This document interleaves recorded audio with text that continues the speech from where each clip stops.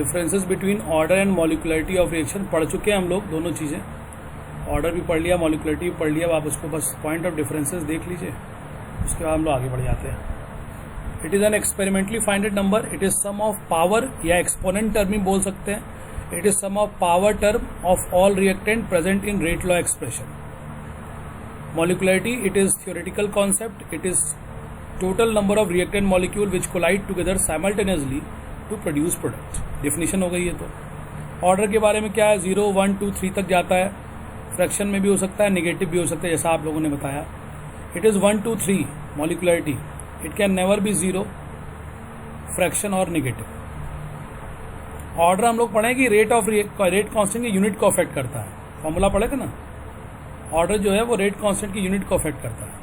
Formula होता है mole litre inverse to the power 1 minus n time inverse. Rate constant का unit का formula होता है। मॉलिकुलरिटी में ऐसा कुछ नहीं है, मॉलिकुलरिटी रेट कांस्टेंट की यूनिट को अफेक्ट करे ऐसा नहीं है।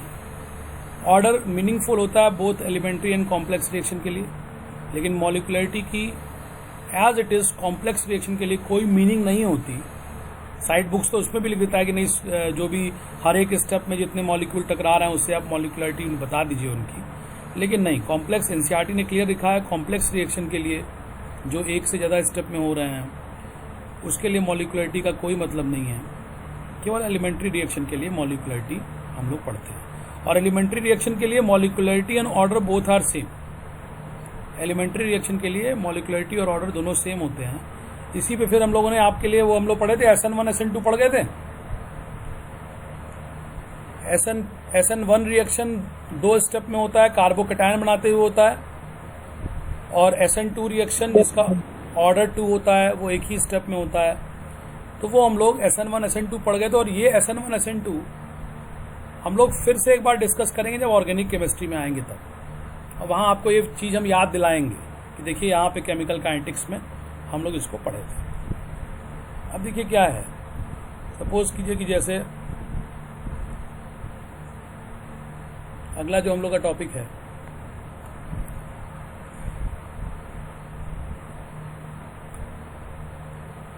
Next is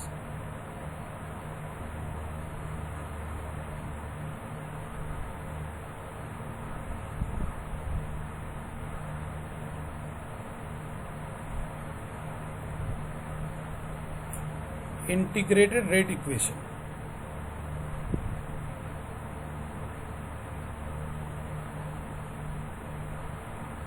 integrated rate equation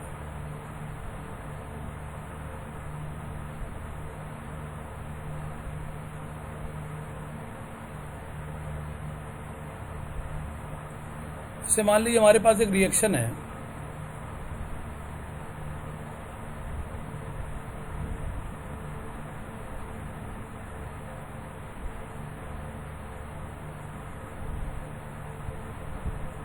हमारे पास एक रिएक्शन है, एक रिएक्शन हमारे पास है। हमको अगर ए का ऑर्डर, अगर मैं किसी का माइक ऑन है भाई, डिस्टर्ब, किसके माइक से आवाज़ आ रही है बेटे, माइक अपना ऑफ कर लीजिए। ए के रिस्पेक्ट में ऑर्डर अगर हम लोग अल्फा माने, और बी के रिस्पेक्ट में ऑर्डर अगर हम लोग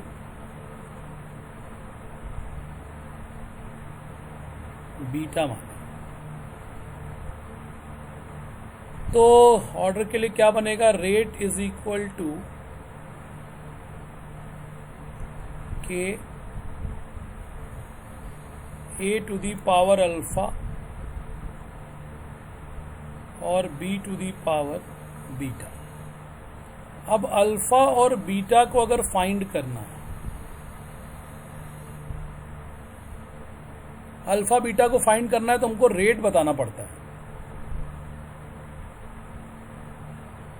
रेट नोन होना चाहिए। इक्वेशन ये बता रहा है कि अल्फा बीटा को फाइंड करने के लिए रेट पता होना चाहिए, और रेट में हमारे पास 2 रेट होते हैं।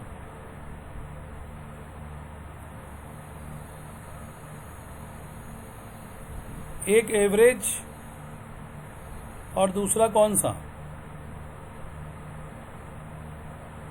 Instant sir. इंस्टेंटेनियस, ये और इन दोनों में अगर कहा जाए तो ये मोर करेक्ट होता है।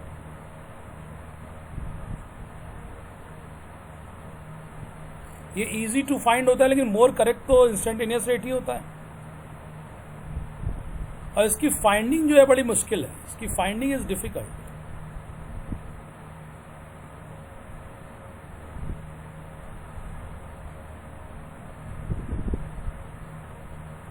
करेक्ट तो यही होता है,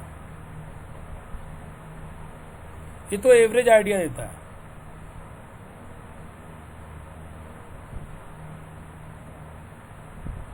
एकदम सही हो जरूरी नहीं, एवरेज आइडिया देता है, लेकिन मोर करेक्ट इंस्टेंटेनियस होता है। इसकी फाइंडिंग डिफिकल्ट है, क्योंकि इसकी फाइंडिंग करने के लिए हमारे पास केवल एक मेथड है। कौन सा? Graphical method. और देखिए, डाटा के साथ ग्राफ भी हमेशा एकदम सही बने और निकालने वाला जो स्लोप है वो भी एकदम सही सही निकाले, इसके चांसेस थोड़े कम होते हैं। ये नहीं कहा जाए कि नहीं निकाल सकते, लेकिन एक्यूरेट फाइंडिंग मुश्किल है। तो इंस्टेंटेनियस रेट मोर करेक्ट होता है, इसकी एक्यूरेट फाइंडिंग मुश्किल है। तो जब एक्यूरेट फाइंडिंग मुश्किल है, जब रेट ही नहीं निकलेगा ठीक से, रेट अगर इंस्टेंटेनियस सही से नहीं निकलेगा, तो अल्फा और बीटा का डिटर्मिनेशन भी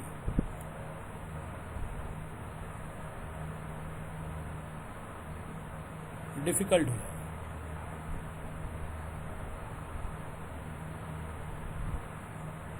सर अमितांशु को एक्सेप्ट कर लीजिए। ऑर्डर को निकालने के लिए अगर हम लोग कहते हैं कि एक तरीका ये है कि आप रेट निकाल लो और रेट को k A to the power B to the power alpha A to the power alpha B to the power beta से आप कंपेयर किए, दो इक्वेशन बनेगा। कई बार रेट निकालना पड़ेगा, दो इक्वेशन बनेगा, उसको कैंसिल करा के फिर हम लोग अल्फा बीटा फाइंड आउट कर सकते हैं। इस तरीके को हम लोग बाद में ओपन करेंगे, लेकिन ये बड़ा मुश्किल हो जाता है। तो जब मुश्किल हो जाता है तो साइंटिस्ट लोग कहते हैं कि भाई ऑर्डर निकालने के लिए this is one of the way कि रेट को निकाल के फिर इस इक्वेशन को सॉल्व करके अल्फा बीटा को निकाला जाए। बट ये थोड़ा सा मुश्किल होता है, असंभव नहीं है, थोड़ा सा मुश्किल होता है। तो उसको एक आसान तरीका करने के लिए क्या करते हैं कि हम लोग एक इंटीग्रेशन का मेथड निकालते हैं बाय इंटीग्रेशन मेथड, इसीलिए इसका नाम है integrated rate equation. By integration we can find rate constant general expression. Rate constant के general expression by which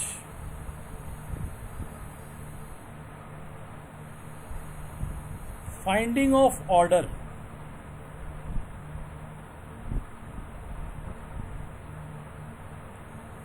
is easier, is becoming easier या becoming easier। क्या कह रहा है भाई? बहुत सिंपल सी बात कर रहे हैं कि हम लोग एक इंटीग्रेशन का मेथड लगाते हुए रेट कांस्टेंट का एक्सप्रेशन बनाएंगे और उस रेट कांस्टेंट के एक्सप्रेशन को अलग अलग ऑर्डर के लिए अलग अलग तरीके से फाइंड आउट करेंगे, लेकिन सब में इंटीग्रेशन का मेथड लगेगा, मैथमेटिकल इंटीग्रेशन, बहुत सिंपल सा। और उस रेट कांस्टेंट के एक्सप्रेशन को अगर हम लोग अप्लाई करेंगे तो बड़े आराम से ऑर्डर ऑफ रिएक्शन निकाल सकते हैं। तो एक तरह से कहा जाए इंटीग्रेटेड रेट इक्वेशन में क्या है, या समटाइम इसको लोग इंटीग्रेटेड रेट लॉ भी बोल लेते हैं। इसमें क्या है कि हमको रेट कांस्टेंट के का एक एक्सप्रेशन बनाना पड़ता है जो कि इंटीग्रेशन मेथड को अप्लाई करके होता है, और अलग अलग ऑर्डर ऑफ रिएक्शन के लिए अलग अलग रेट कांस्टेंट का एक्सप्रेशन आएगा इंटीग्रेशन मेथड को अप्लाई करके, और उस एक्सप्रेशन से हम लोग आसानी से order of reaction find out कर सकते हैं किसी रिएक्टेंट के रिस्पेक्ट में। तो एक तरह से अगर कहा जाए इंटीग्रेटेड रेट इक्वेशन या इंटीग्रेटेड रेट लॉ भी बोलते हैं इसको, लिख दें यहां पे इंटीग्रेटेड रेट लॉ। इसमें करना क्या है हमको, इसमें हमको इंटीग्रेशन का मेथड लगा के, इंटीग्रेशन मैथमेटिकल ऑपरेशन लगा के रेट कांस्टेंट का एक्सप्रेशन फाइंड आउट करना है अलग अलग ऑर्डर ऑफ रिएक्शन के, जिसकी मदद से जब वो एक्सप्रेशन आ जाएगा तो उसकी मदद से हम लोग आसानी से ऑर्डर फाइंड आउट कर सकते हैं। तो हम लोग को अब यहां एक जो टास्क हमारा बनने वाला है, के का एक्सप्रेशन, के मतलब रेट कांस्टेंट का expression by applying integration mathematical tool, और के का एक्सप्रेशन फाइंड आउट करेंगे। तो देखिए सिलेबस में आपके दो ही है, के का एक्सप्रेशन हम लोग जनरल भी फाइंड आउट कर लेंगे, लेकिन आपके सिलेबस में के का एक्सप्रेशन इंटीग्रेटेड रेट इक्वेशन में दो ही ऑर्डर के लिए, पहला है जीरो ऑर्डर और दूसरा है सबसे महत्वपूर्ण फर्स्ट ऑर्डर। तो पहले हम लोग जीरो ऑर्डर को फाइंड आउट करेंगे, फिर हम लोग रेट कांस्टेंट का एक्सप्रेशन फाइंड आउट करेंगे फर्स्ट ऑर्डर के लिए। तो सबसे पहले जीरो ऑर्डर रिएक्शन, सबसे पहले हम लोग फाइंड आउट करेंगे जीरो ऑर्डर रिएक्शन के लिए। जीरो ऑर्डर रिएक्शन क्या करने चल रहे हैं, ये आपके दिमाग में पिक्चर बन गई है कि नहीं? अभी क्या करने चल रहे हैं हम लोग? सर रेट निकाले जा रहे हैं सर, जीरो ऑर्डर रिएक्शन। नहीं रेट नहीं निकालने जा रहा है, रेट कांस्टेंट का एक्सप्रेशन निकालने जा रहा है। सर रेट कांस्टेंट का एक्सप्रेशन निकालने जा रहे हैं जीरो ऑर्डर के लिए और फर्स्ट ऑर्डर के लिए, जो कि हमारे सिलेबस में है। उसके बाद जब ये दोनों हो जाएंगे कवर, तो एक जनरल एक्सप्रेशन भी बाकी के ऑर्डर के लिए भी निकाल लेंगे हम लोग। तो पहले मेन काम होगा जीरो ऑर्डर रिएक्शन के लिए और फर्स्ट ऑर्डर रिएक्शन के लिए, रेट कांस्टेंट का expression by applying integration method. चलिए हम लोग इस पे काम करते हैं। अब देखिए क्या हमारे पास, जैसे मान लीजिए मैंने एक रिएक्शन माना,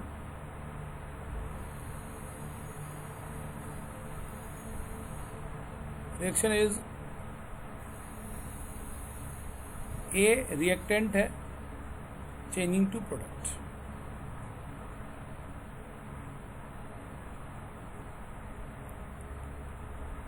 if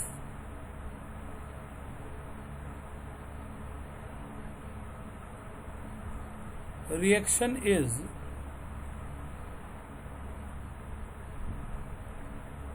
zero order with respect to A, तो रेट लॉ से हम लोग क्या लिखेंगे? रेट लॉ से हमारे पास क्या आ जाएगा?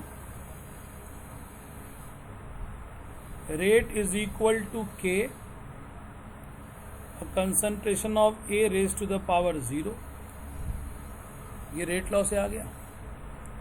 डिफरेंशियल रेट इक्वेशन, जो कि हम लोग वो लिखते हैं इंस्टेंटेनियस वाला, डिफरेंशियल के फॉर्म में। डिफरेंशियल रेट इक्वेशन में क्या आएगा?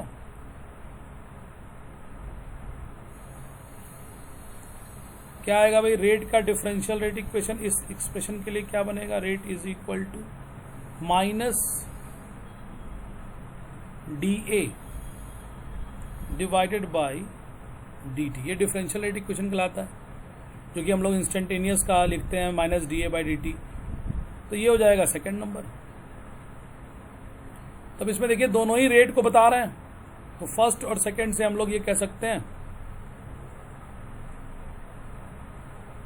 From 1 and 2। क्या लिख सकते हैं हम लोग? माइनस लेफ्ट हैंड साइड बराबर राइट हैंड साइड बराबर हो जाएगा, minus dA by dt is equal to के A to the power 0।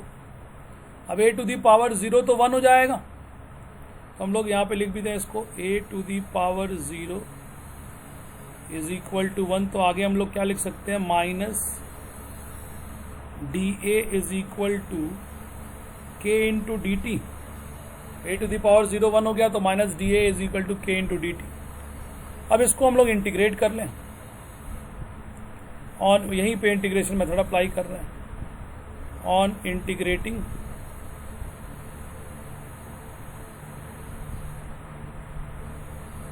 Above equation, और सिंपली तो ये हो जाएगा हमारे पास minus D A is equal to k D T. तो के तो कांस्टेंट है, तो ये क्या हो जाएगा, डी ए का इंटीग्रेशन क्या हो जाएगा, ए, के कांस्टेंट डी टी को इंटीग्रेट करें तो टी आ जाएगा, अब plus N integration constant I. इसके सिंपली इसको इंटीग्रेट कर दिया गया, इंटीग्रेशन ऑफ डी ए को ए लिख दिया, के कांस्टेंट, डी टी का इंटीग्रेशन टी, और एक इंटीग्रेशन कांस्टेंट आई लगा दिया हम लोगों ने। अब अगर हम लोग कहते हैं if t is equal to 0,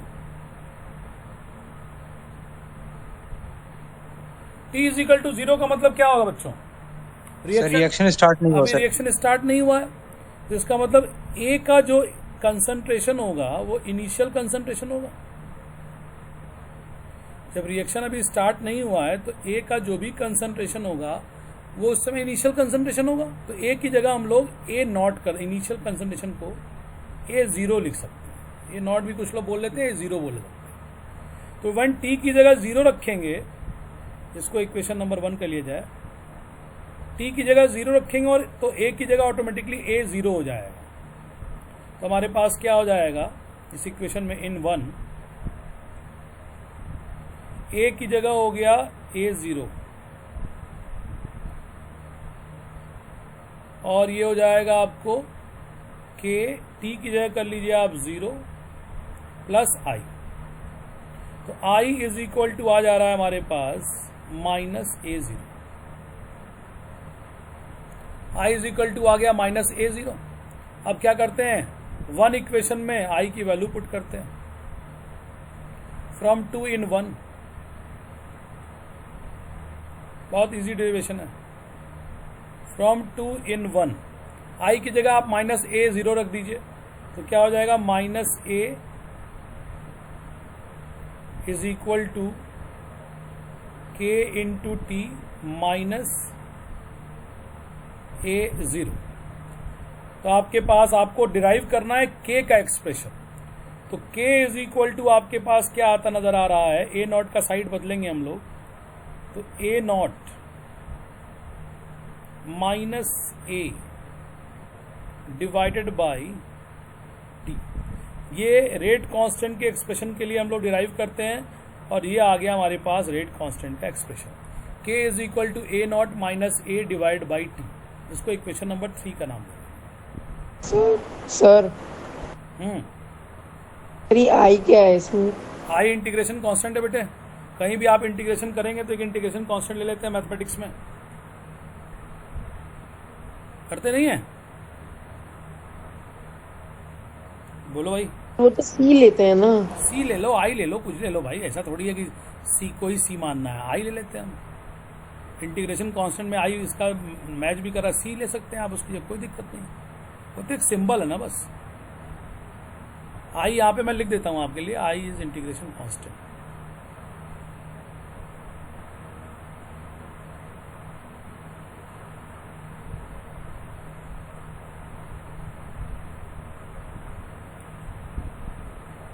सी भी ले सकते हैं आप, कोई दिक्कत नहीं है। अब इस इक्वेशन में अगर आपसे पूछे ये जो ये के का ये इक्वेशन बना है, इसमें टर्म्स क्या क्या है, इसमें टर्म्स क्या क्या हम लोग लिखेंगे भाई, इसमें टर्म्स हम लिखेंगे सबसे पहले तो के क्या है, तो के जो है वो रेट कांस्टेंट है,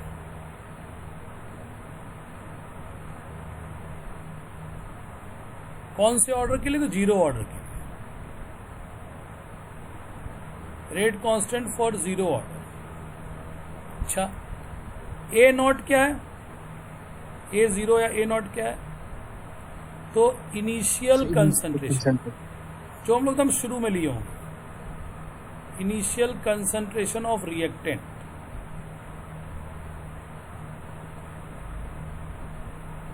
तो ए क्या है, ये बचा हुआ कंसंट्रेशन है रिएक्टेंट का टी टाइम के बाद, तो ये हो जाएगा Riemann concentration.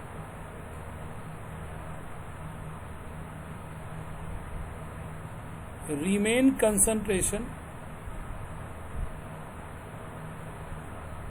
Of reactant after time T. जो टी टाइम है उस टाइम के बाद जो कंसंट्रेशन एक रिएक्टेंट का बचा होगा वो ए हो जाएगा। ए नॉट इनिशियल कंसंट्रेशन, के is the rate constant, T क्या है तो टाइम गैप है, कहाँ से कहाँ आने में, ए नॉट से ए तक पहुंचने में, यहाँ लिख ही दिया है टाइम टी के बाद का है। अब इसमें देखिए क्या है, ये आपके पास एक एक्सप्रेशन आ गया के का, बड़ा महत्वपूर्ण इसका डेरिवेशन। खैर अब तो आपको वो नहीं देना है, सब्जेक्टिव नहीं देना है, अदरवाइज ये आपसे उसमें भी आ सकता है मल्टीपल चॉइस में कि वन ऑफ द फॉलोइंग के का एक्सप्रेशन है जीरो ऑर्डर रिएक्शन के लिए, बताइए कौन सा होगा। तो वैसे तो ये डेरिवेशन पहले आ सकता था, आया भी है, होम एग्जामिनेशन में टीचर लोगों ने दिया भी है, लेकिन अब तो डेरिवेशन नहीं है तो आप इसके एक्सप्रेशन को याद रखेंगे, दिमाग में रखेंगे। अब इसमें क्या है, इसके आगे एक और पॉइंट आता है हमारा half life time. Half life time क्या होता है? जैसा कि इसका नाम है वैसा ही इसका फीचर भी है। हाफ लाइफ टाइम क्या होगा?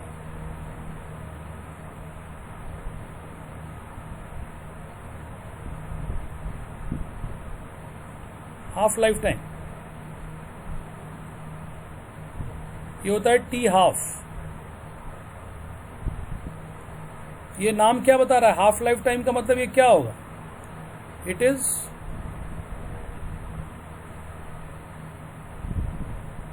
the time taken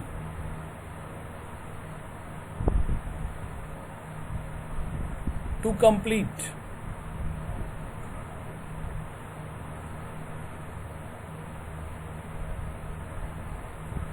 half of the reaction।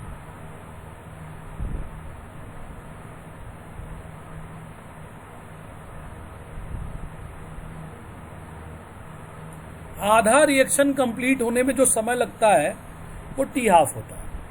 तो अगर आप कहें जब टी हाफ की आप बात करेंगे तो टी की जगह हम लोग लेंगे टी हाफ, और ए कौन सा कंसंट्रेशन लिया गया? देखिए तो ए क्या है?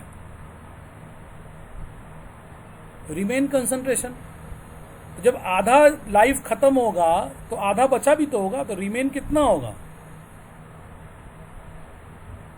A not by 2। बोलिए भाई। Yes sir. भाई जब आधा लाइफ खत्म होगा तो बचा हुआ जो होगा वो इनिशियल का आधा बचा होगा, ए की जगह ए नॉट बाई 2 लिख सकते हैं हम लोग।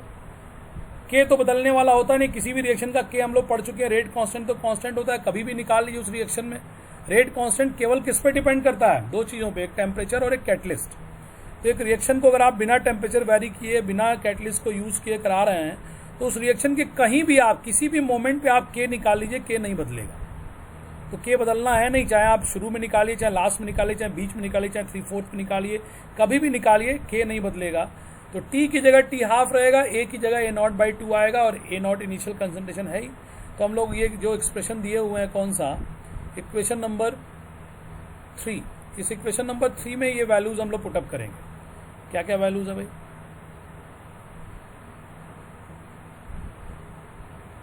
ये क्वेश्चन नंबर 3 हमारे पास कहाँ चला गया भाई? नीचे क्यों चले गए?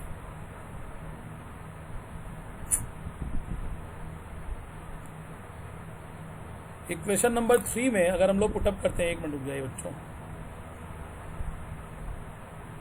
ये रहा हमारा इक्वेशन नंबर 3। इसमें हम ये सारी वैल्यूज पुटअप करने जा रहे हैं। टी की जगह टी हाफ रखेंगे, ए की जगह ए नॉट बाई 2 रखेंगे, तो in equation 3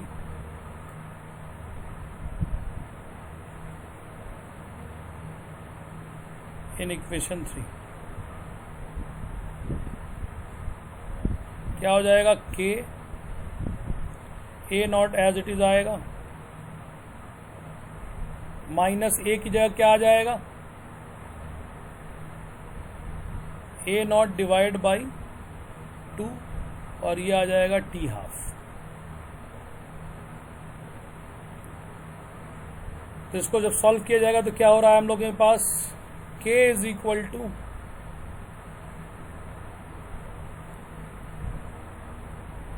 A not by 2 T half, या टी हाफ का इक्वेशन अगर हम लोग लेके चलें तो T half is equal to A not by 2k, ये आपका equation, equation number 4। T half का equation for zero order reaction बहुत ही महत्वपूर्ण है। टी हाफ का reaction for zero order reaction आपके लिए बड़ा महत्वपूर्ण है। इसमें आपने कर लिया T half is equal to A naught divide by 2k। तो रेट कांस्टेंट तो गिवन टेम्परेचर पे कांस्टेंट होता है और 2 तो नंबर ही है। तो यहाँ हम लोग क्या लिख सकते हैं, t half directly proportional to A naught. Zero order reaction की ये बहुत बड़ी क्वालिटी है। क्या? तो जीरो ऑर्डर रिएक्शन में इनिशियल कंसंट्रेशन जहां से आप शुरू कर रहे हैं वो जितना ज्यादा होगा, उस कंसंट्रेशन को हाफ होने में उतना ज्यादा समय लगेगा। ये पकड़िएगा, initial concentration zero order reaction के लिए शुरू वाला कंसंट्रेशन जितना ज्यादा होगा, उसको आधा करने के लिए लगा हुआ टाइम भी उतना ज्यादा होगा। एग्जाम्पल, अगर हम लोग इस डाटा को माने, एक कोई रिएक्शन जीरो ऑर्डर का मानते हैं, ए चेंजेस टू प्रोडक्ट, अगर ये जीरो ऑर्डर है तो ध्यान दीजिए क्या इसमें मिलेगा। अगर हम लोग ए को स्टार्ट किए हैं 100 से इनिशियल,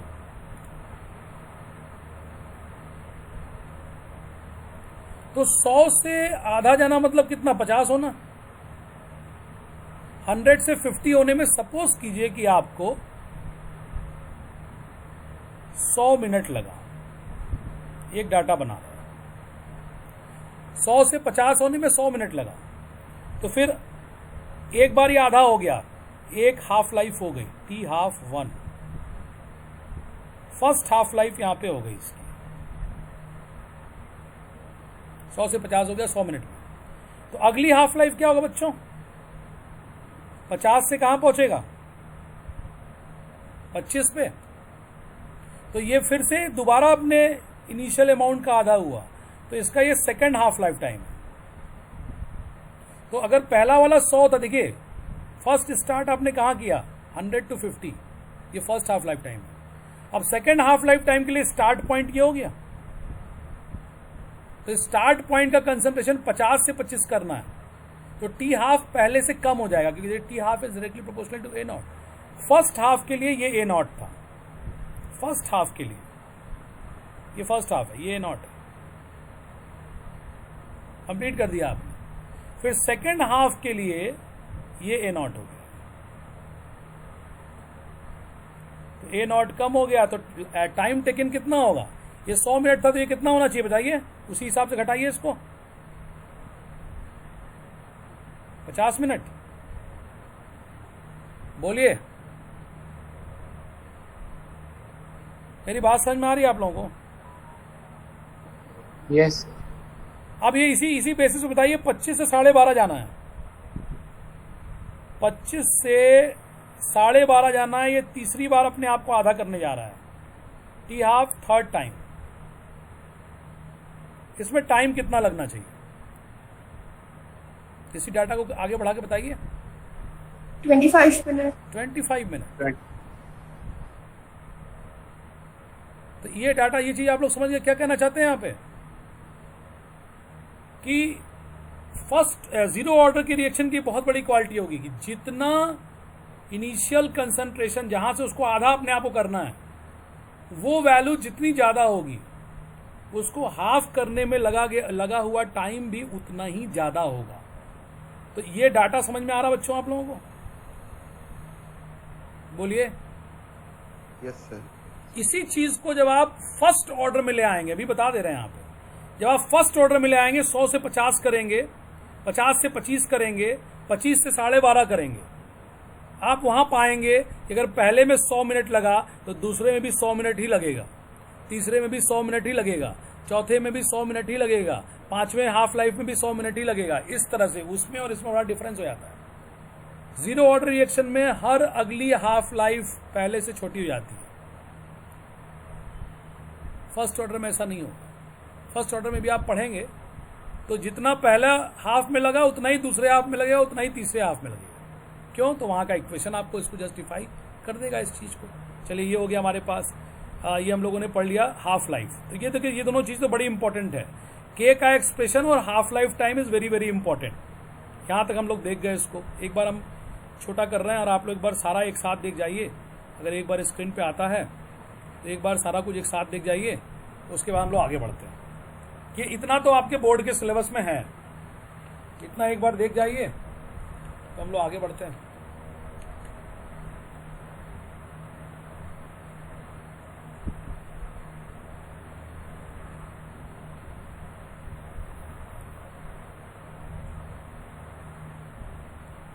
चले आगे बढ़ें, आगे बढ़ें। ये दो, तीसरा इक्वेशन और चौथा इक्वेशन बड़े इंपॉर्टेंट है, ध्यान में रखिएगा इसको, इनसे ग्राफ भी बनेगा। हम लोग आगे बढ़े बच्चों। Yes sir. चलिए यस सर। अब ये एक जीरो ऑर्डर रिएक्शन एक अद्भुत रिएक्शन है। इसमें रेट की कंसंट्रेशन ऑफ रिएक्टेंट पे डिपेंडेंसी नहीं होती है। जीरो ऑर्डर रिएक्शन में रेट की जो है कंसंट्रेशन ऑफ रिएक्टेंट पे डिपेंडेंसी नहीं होती। जो मैं कहने जा रहा हूं थोड़ा उसको समझिएगा। Yes sir. ये क्या है कि लॉ ऑफ मास एक्शन कहिए चाहे रेट लॉ कहिए, थ्योरेटिकल कहिए चाहे एक्सपेरिमेंटल कहिए, रेट ऑफ रिएक्शन को कंसंट्रेशन ऑफ रिएक्टेंट के ऊपर निर्भर बताया जाता है और फिजिकली रिएक्टेंट का जो concentration raise to the power order जाता है।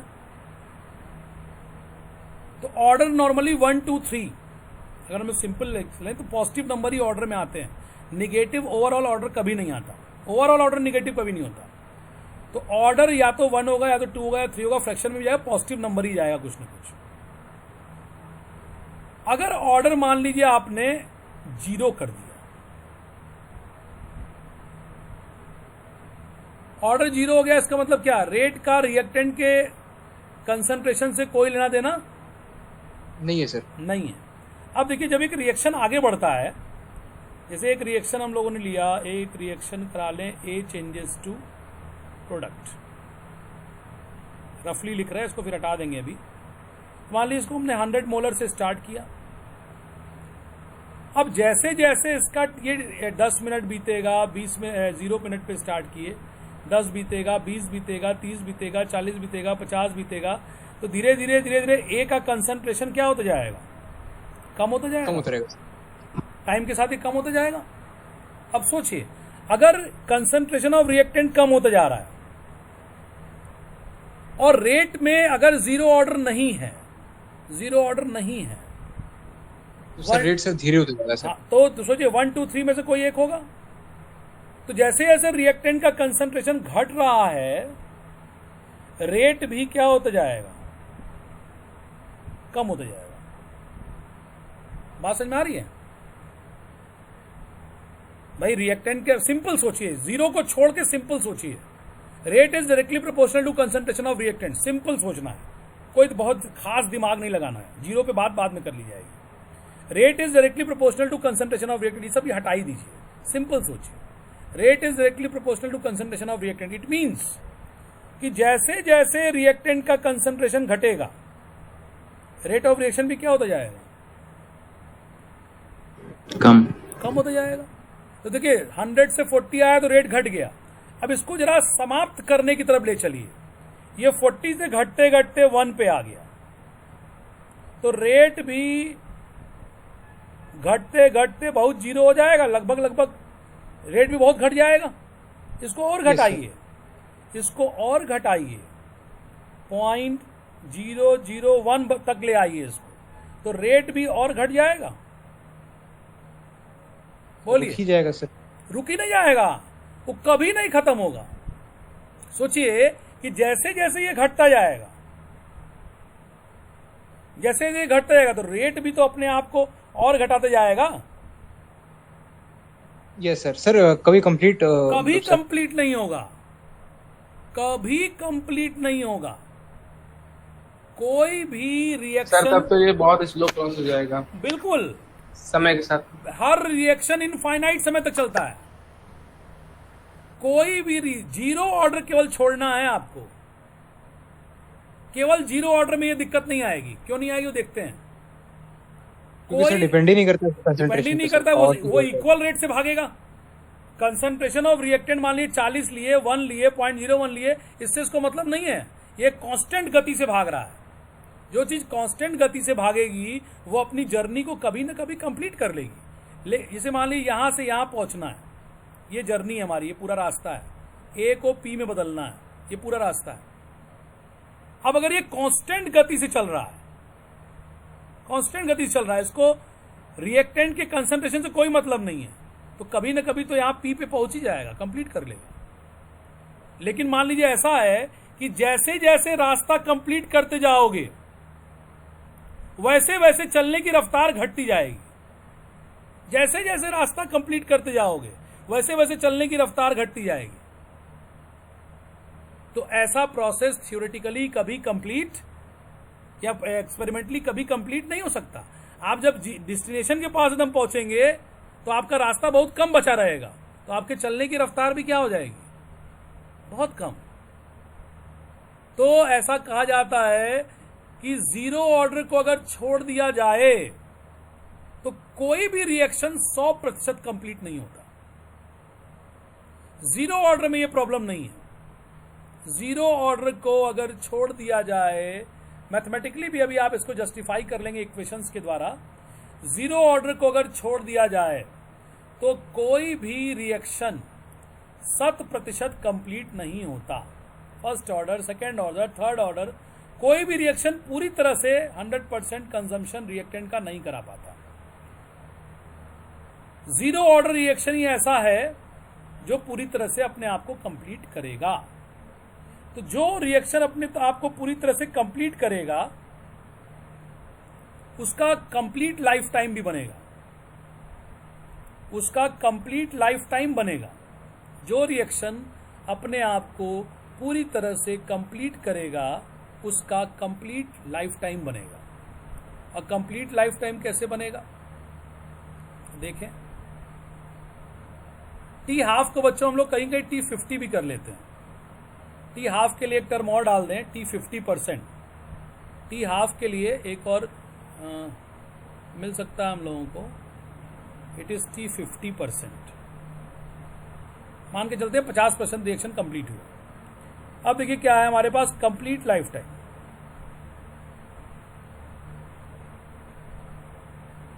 Complete life time, complete life time को हम लोग T100% लिखेंगे। या और सिंपली क्या है, TC लिखेंगे, T कंप्लीट। तो देखिए क्या है, जब T कंप्लीट होगा, जब T is equal to TC हो जाएगा या T100% हो जाएगा, तो A की वैल्यू कितनी होगी बताइए। Sir zero. सर जीरो हो जाएगी सर। कुछ बचेगा ही नहीं हमारे पास, जब कंप्लीट रिएक्शन में कुछ बचेगा ही नहीं। तो हमारे पास इक्वेशन है, since K is equal to A naught by A divided by T, तो हम लोग यहां लिख देंगे K, A नॉट तो A not,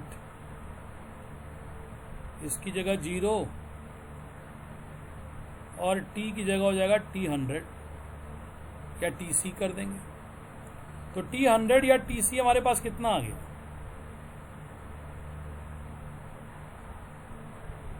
A naught by K। तो जीरो ऑर्डर रिएक्शन के लिए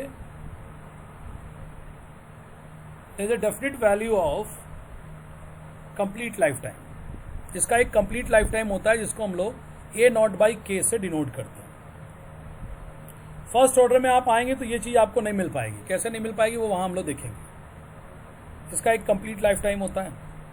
अच्छा, अब एक बात आती है degree of dissociation.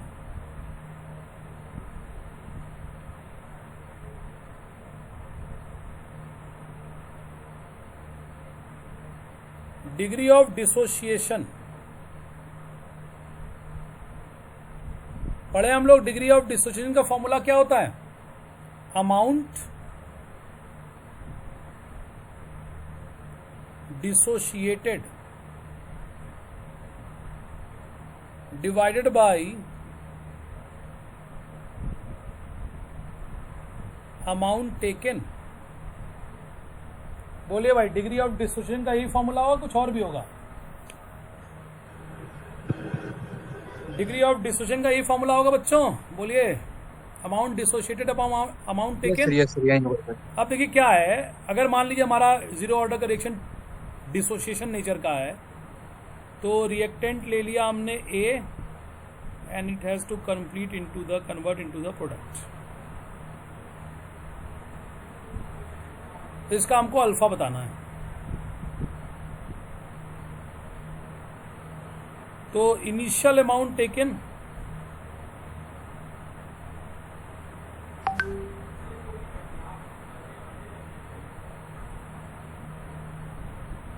Amount taken यदि हम लोगों ने लिया बच्चों ए नॉट, और ये टूटने गया, टूटा, तो अमाउंट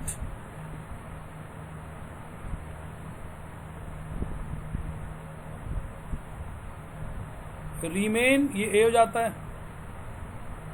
कितने टाइम में होता है ये घटना? टी टाइम में। तो शुरू किए थे ए नॉट से और बचा है ए, तो टूटा कितना? अमाउंट डिसोशिएटेड कितना आया? जैसे मान लीजिए मैंने ये लिया अमाउंट टेकन, उसमें से अमाउंट रीमेन इतना आ गया, तो अमाउंट डिसोशिएटेड कितना हुआ? ए नॉट माइनस ए सर। बहुत सिंपल, अमाउंट डिसोशिएटेड ऐसे ही देख लीजिए, 4 लिए थे, 4 में से 2 घटा देंगे तो कितना खत्म हुआ, डिसोशिएट हुआ आ जाएगा। बहुत सिंपली है। तो ए नॉट माइनस ए, ये अमाउंट डिसोशिएटेड है, और अमाउंट टेकन तो ए नॉट है ही। तो अल्फा की वैल्यू क्या आएगी? अल्फा अमाउंट डिसोशिएटेड की जगह रख देंगे हम लोग ए नॉट माइनस ए, ठीक है भाई। और अमाउंट टेकन की जगह क्या हो गया? ए नॉट। तो क्या हम लोग पीछे के इक्वेशन से फ्रॉम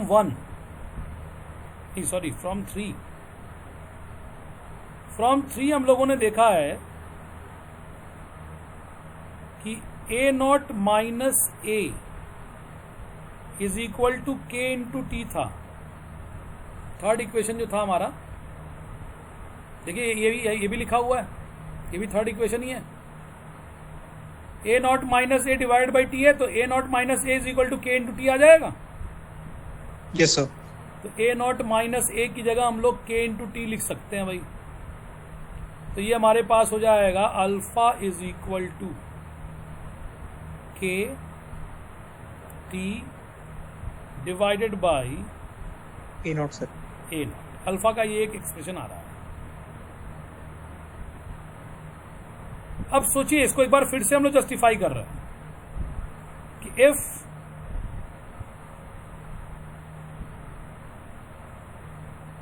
रिएक्शन और डिसोशिएशन, अगर डिसोशिएशन नेचर का ही रिएक्शन है, इज 100%, अगर डिसोशिएशन 100% है तो अल्फा की वैल्यू कितनी होती है? 1। Very good. और टी की जगह हम लोग क्या लिख सकते हैं? टी 100। तो अल्फा की जगह 1 किया, ये के किया, ये टी 100 किया, और ये आ गया आपका ए नॉट।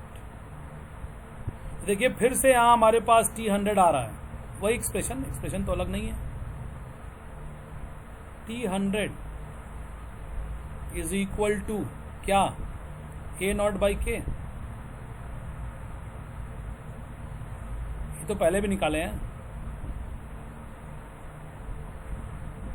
यही टी 100 तो हम लोग 100% वाले में निकाले हैं। यहाँ देखिए टी 100 और t c is equal to A not by k, यहां से भी वही चीज आ गई।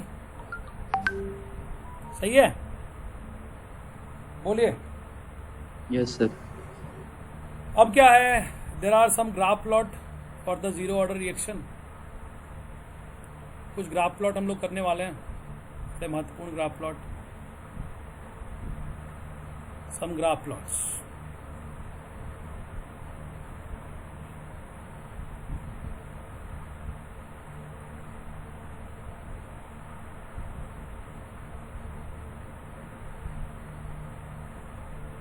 ग्राफ भी आता है बच्चों इससे। पहला, रेट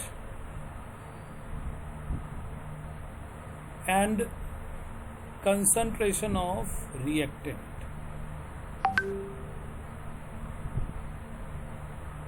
रेट में और कंसंट्रेशन ऑफ रिएक्टेंट में ग्राफ प्लॉट करेंगे। एक इक्वेशन हमारे पास पहले से है कि rate proportional to for zero order reaction कर रहे हैं, rate proportional to concentration of reactant. Raise to the power क्या लिखना है बच्चों, रेज टू द पावर 0। तो रेट ले लीजिए आप y एक्सिस पे और कंसंट्रेशन ऑफ रिएक्टेंट ले लीजिए आप x एक्सिस पे। अपने दिमाग में चलाइए ग्राफ कैसा आना चाहिए। रिएक्टेंट का कंसंट्रेशन बढ़े चाहे घटे, आगे जाए चाहे पीछे जाए, रेट के ऊपर कोई प्रभाव नहीं पड़ने वाला है। सर स्ट्रेट लाइन आएगा sir, straight line parallel to reactants line से, मतलब वो एक्स एक्सिस। ये आएगा। बोलिए ठीक है। Yes, sir. भाई रिएक्टेंट के कंसंट्रेशन का घटने बढ़ने पे रेट का कोई प्रभाव नहीं, रेट एक कांस्टेंट अपना मेंटेन रहेगा, ना उसके ऊपर जाएगा ना उसके नीचे आएगा। तो ये पहला ग्राफ प्लॉट हो गया, rate versus concentration of reactant. दूसरा ग्राफ प्लॉट हम लोग का क्या है,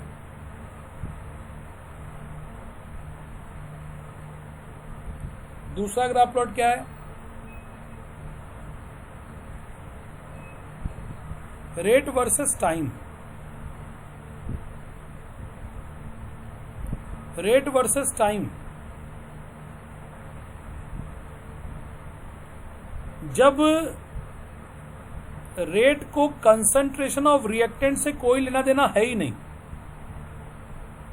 अब वो कंसंट्रेशन ऑफ रिएक्टेंट घटता है तो रेट को घटाता है। जैसे जैसे टाइम आगे बढ़ता है वैसे वैसे कंसंट्रेशन ऑफ रिएक्टेंट घटता है और रेट ऑफ रिएक्शन को भी घटाता है।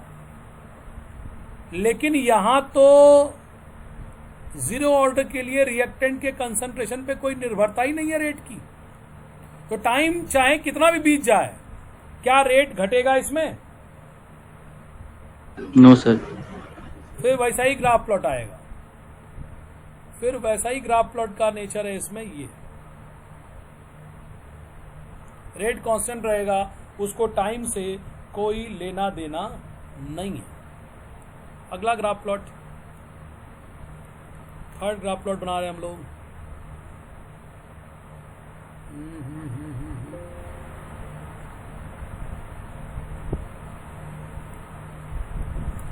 थर्ड ग्राफ क्या कर रहे हैं,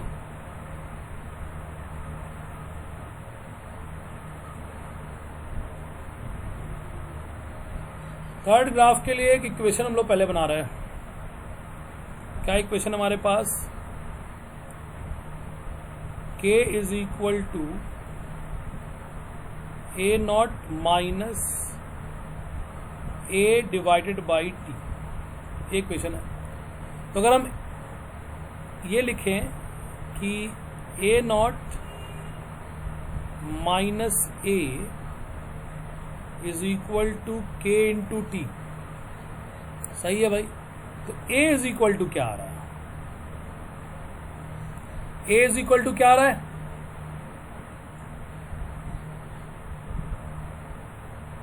a not minus k into T आ रहा है, बोलिए। Yes sir.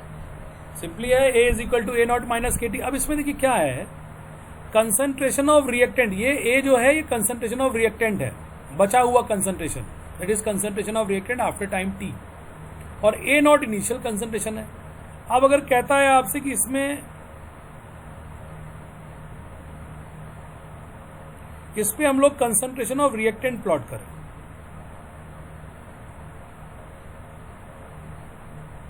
That is concentration of ए, और इस पे प्लॉट करें टाइम,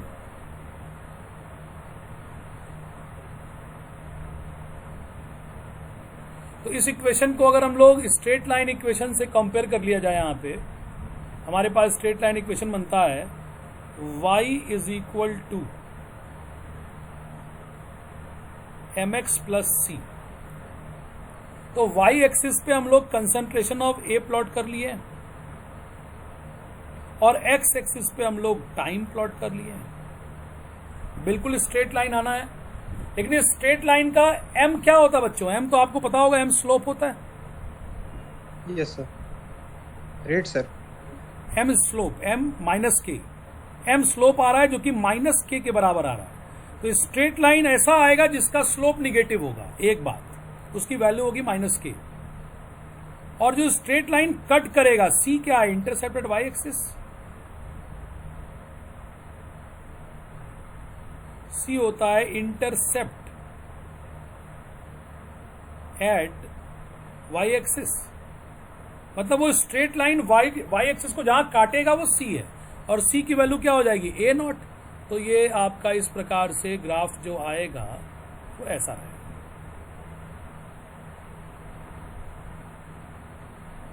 ऐसा ग्राफ आएगा। अब ये स्ट्रेट लाइन जहां पे कट करेगा y एक्सिस को, ये a नॉट हो गया। इसका आप कहीं भी स्लोप निकाल लीजिएगा, a b c, इसमें अगर आप स्लोप निकालेंगे A B by B C, तो ये स्लोप हमेशा माइनस के बराबर आएगा। ये स्लोप हमेशा माइनस के बराबर आएगा। और ये जो आपको आ रहा है, ये पॉइंट यहां जाते जाते ये मिल जाएगा इसमें। देखिए ये क्या होगा, ये वो टाइम है जहां पे ए का कंसंट्रेशन जो है वो कितना हो गया? 0। तो ये होगा T100 या TC, जिसकी वैल्यू कितनी आनी है भाई? TC की वैल्यू कितनी हम लोग निकाले थे? A नॉट बाई के। A नॉट बाई के आ रहा है, तो ये आपको TC या T100 की वैल्यू यहां पे हो जाएगी। तो ये ग्राफ प्लॉट, ये बड़ा महत्वपूर्ण वाला ग्राफ है, ये एग्जाम्स में आता भी है। ये ग्राफ बहुत महत्वपूर्ण है, तीसरा वाला। इसके बाद हमारे पास चौथा जो ग्राफ है वो भी बड़ा महत्वपूर्ण।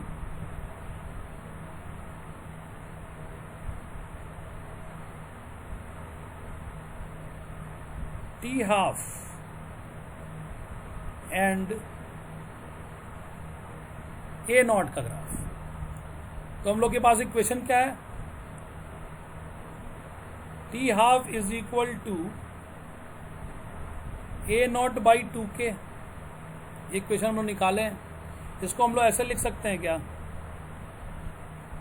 T half is equal to A naught into 1 by 2k plus 0 लिख सकते हैं बेटा। तो अगर आप y एक्सिस पे टी हाफ कर लीजिए और x एक्सिस पे आप a नॉट कर लीजिए, तो y is equal to m x plus C.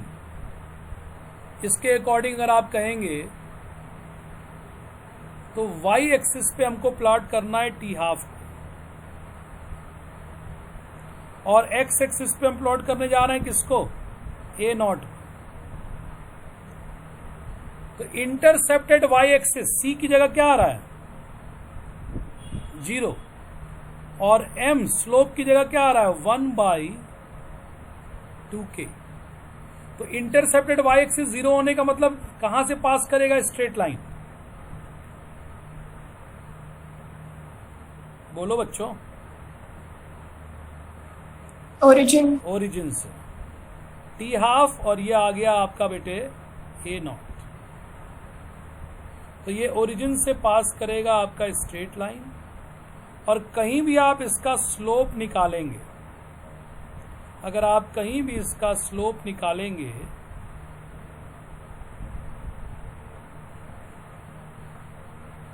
A B by B C, तो ये 1/2k के बराबर आएगा। तो ग्राफ से भी क्वेश्चन आ सकता है आपको टी हाफ और ए नॉट में किसके लिए स्ट्रेट लाइन का ग्राफ मिलता है, पासिंग थ्रू ओरिजिन, इस तरह का ग्राफ आ सकता है। ये ऊपर वाला तीसरा और चौथा ग्राफ दोनों बड़ा महत्वपूर्ण है। तो बच्चों ये हम लोगों ने आज इंटीग्रेटेड रेट इक्वेशन में जीरो ऑर्डर को कंप्लीट डिस्कशन में कर लिया। और जैसा कि हम आपको बताए थे कि आज हमने क्लास भी पहले थोड़ी इसलिए रखी कि जाना है मुझे एक जगह,